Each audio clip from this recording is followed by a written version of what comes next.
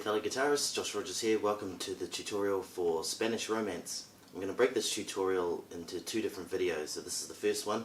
This video is going to be dealing with the first section, which is in E minor, and the second video will be dealing with the second section, which is E major, and a little harmonic section that I put on at the end. It's like my own little addition. If you want the tabs, please subscribe, like and leave a comment below, and I'll send those tabs out to you. You can also get the full score, which has sheet music, my left hand fingering suggestions, sometimes right hand fingering suggestions, and the full performance indications as well. You can download that from our website for a small fee. Let's do this. Starts off in E minor, first finger on the 7th fret. While I'm here, I'm just going to say that the right hand for this, or your picking hand, the pattern is always the same. There's no variation. It's always thumb and ring finger together, followed by middle and index, like this. This is the pattern that runs throughout the entire song.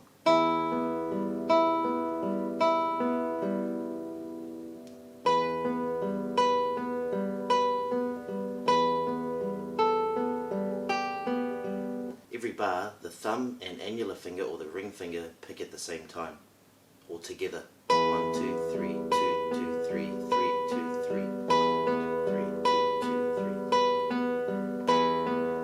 3. There is a section where these three fingers, index, middle and annular, move up to the 4th, 3rd and 2nd strings. That doesn't last very long and then they go back. But don't worry about it, I'll explain everything as we go. Start off with the 4th finger on the 7th fret of the 1st string.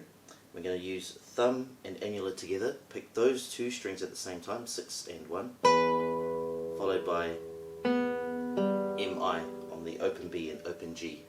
Do that 3 times. That's the first bar. Now that we're starting the second bar, as I mentioned earlier, we're going to be using thumb and the ring finger together to start that bar.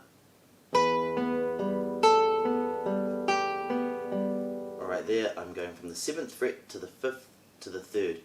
I finger it 4th finger, 2nd finger, 2nd finger.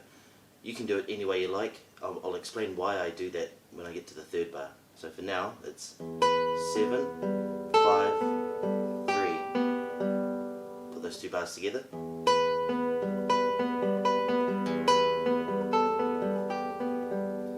When I get here, we start, as I've said, the 2 strings together, 6 and 1, 3rd fret, 2nd fret, open. Now you may see why I decided to go from 2nd finger to 2nd finger, from the 5th fret to the 3rd fret. 2nd finger, 1st finger, open.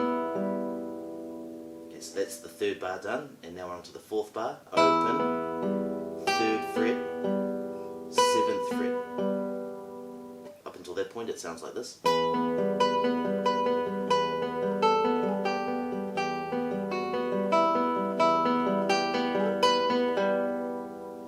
Now we're moving to the 12th fret on the 1st string.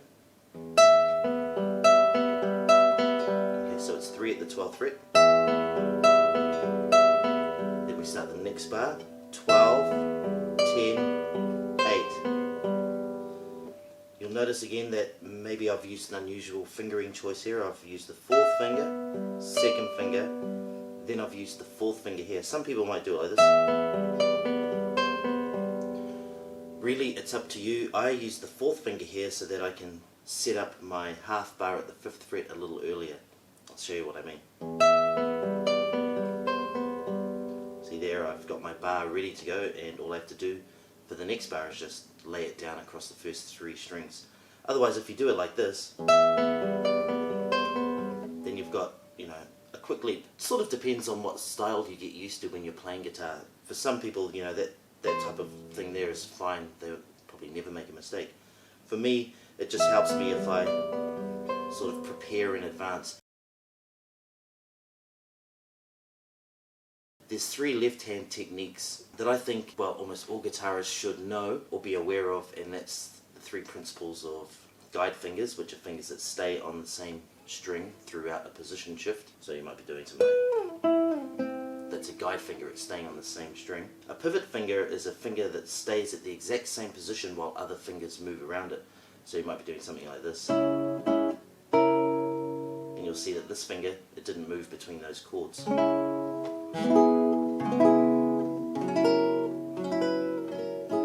That just prevents you from lifting fingers off unnecessarily and then putting them back down exactly where you just lifted it from. And of course this other principle that I just explained, which is preparing something in advance, so it means getting your fingers ready before you even need them over a particular fret or position on the guitar. So that's why I choose my fourth finger here, so that I can prepare this first finger pretty quickly to do this half bar. Anyway, just going from this bar, here we're going to do a half bar with the first finger across the first three strings, and for the first time in the song we're changing bass strings to the open A. We're going to go from the 8th fret, 7th fret, 5th fret. Okay. Then we're going to go back the way we came, 5, 7, 8. So from this position here at the 12th fret.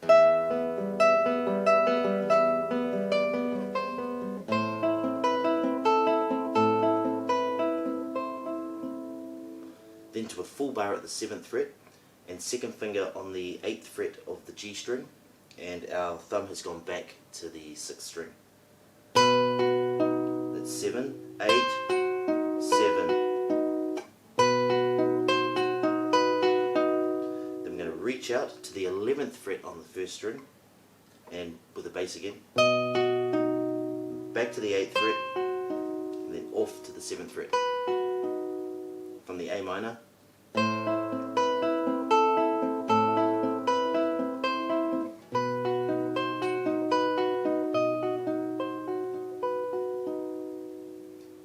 back to the beginning of the song, kind of. We go to the 7th fret, 5th fret, 3rd fret, okay, from the B7 chord.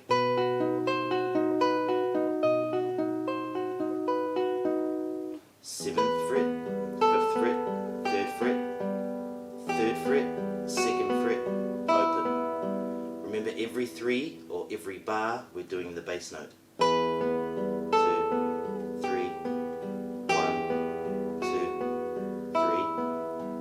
Another B7 chord, but this time it's in the second or first position depending on how you look at it. First finger on the 2nd fret of the B string, second finger on the 2nd fret of the G string, third finger on the 2nd fret of the first string. And here we're going to do slightly quicker bass changes, so this is only going to be a crotchet or a quarter note, and then we're going to go to the 1st fret on the D string like this. This is a very particular arrangement. I think it varies from the original a little bit. My guitar teacher taught it to me like this, and I always thought it was the coolest version that I've heard. Thanks, Mr. Peter Thwaites. Big shout out to you. Okay, so let's just try that again. So it's one beat, then you change first finger to the 1st fret on that D string, and then you do. So it's still 3 sets within the bar. 1, 2, 3.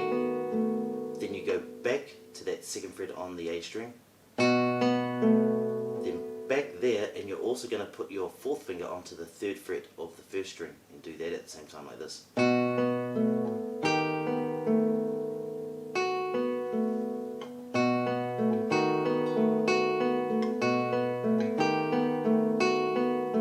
Okay, so there I just lifted it off and did the 2nd fret on the 1st string. I'll put that into context from this B7 chord.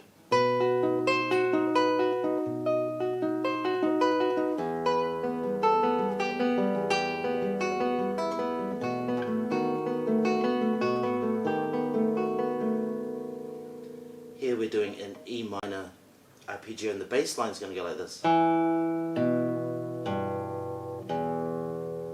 But you may have noticed that I'm doing this E minor in a quite unusual way. Usually E minor is done like this. This time I'm doing it like that, and that's because I'm using my 1st finger as a guide finger like this. So you don't have to do it like this. You could easily do it like this. But just because I'm using that principle of guide finger, I'm using my 1st finger here, and slightly more unusual fingering for an E minor. Alright, so let's go through that. 1st finger on the 2nd fret of the D string, 2nd finger on the 2nd fret of the A string, 3rd finger on the 3rd fret of the E string, and the bass line, as I mentioned, is going to go like this. D string, A string, E string for that bar. And we've got the 3 open strings happening with each bass note like this.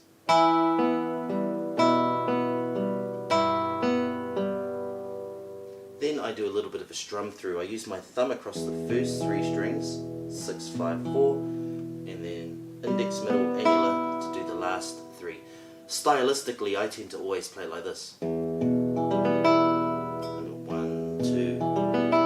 You can play it however you like. You could strum straight through. You could. My teacher had taught me this as well. You know, that's just something for some variation. If you want to know what that is, I haven't notated it in my tabs, but it's... So I'm doing open, and then a hammer onto the 3rd fret, and then to the note on the A string. Then 1, 2, 3, 1, 2, 3, 1, 2, 3, 1, 2, 3.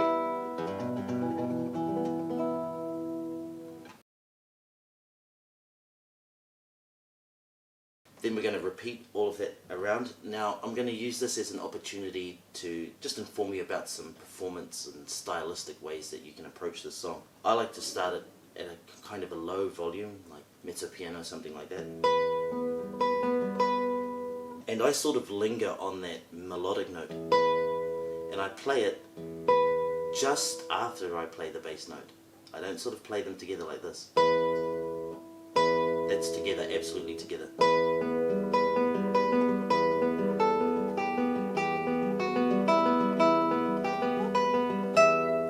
Sounds lovely. What I've sort of developed, you know, my own little interpretation of this is I play it just after I play the bass note, like that.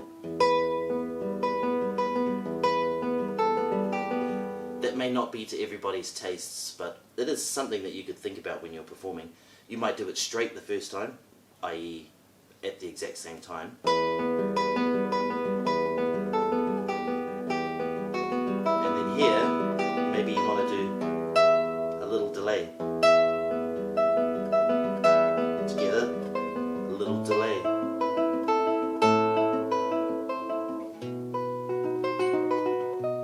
That's something to think about. Another important thing is to make sure that you use the different tones on your guitar. For those of you that know this song, it's quite repetitive, so usually you do this section twice and then you do the major section that I'll teach you in the next tutorial twice, and some people come back to this introductory section. So that's a lot of the same thing being played over and over and over. And whilst it's a beautiful melody, sometimes it's nice to introduce some type of variation. You can't really vary the notes in this piece because they're set.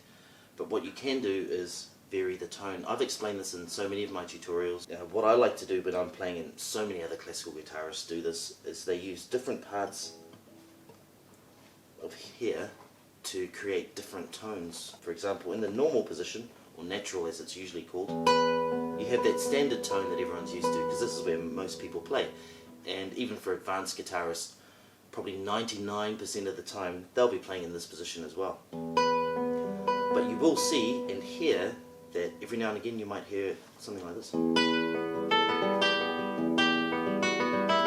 That kind of metallic-y harpsichord type of sound. I like using that particular tone when I'm approaching that B7 chord that's down here. So I might start it in this position here.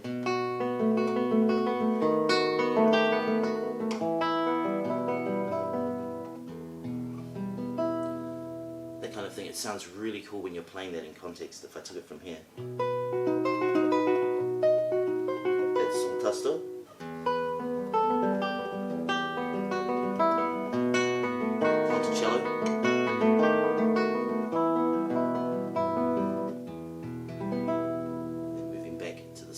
Position.